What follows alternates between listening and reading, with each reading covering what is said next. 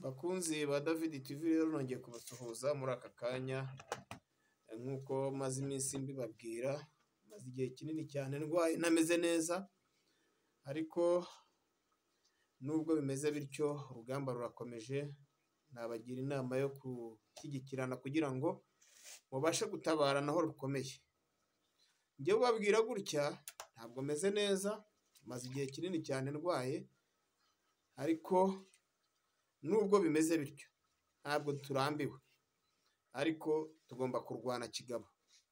Nubwo turwana kigabo ariko mudutera inkunga kugira ngo tubashe kubona imiti, aho bishoboka tuyigure, kandi naho bidashoboka muzamenye ngo nibuze umuntu yagiye yarabibabwiye.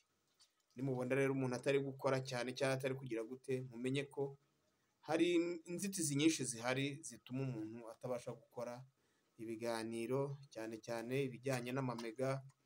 Ikindi ikijyanye n'imiti kwa muganga ni ikibazo gikomeye cyane.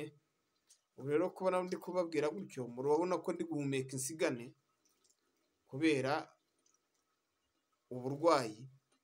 Ibi byose rero ntabwo nabibahisha, ejo mutazibaza ati ese David ko tutakimubona bimeze bite?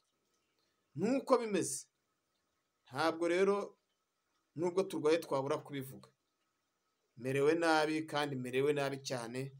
Imana y'amahoro ibahe umugisha. Icyo muza gushobora, inomero yanjye ni yayindi, ni 0787286395. Murumva ko nayo nyivuga nirukanka mpuzagurika kubera kutamera neza. Kubwo kwitanga rero nzi neza ko hari icyo mushobora gukora. Imana y'amahoro ibahe umugisha. Mugira amahoro. Bye.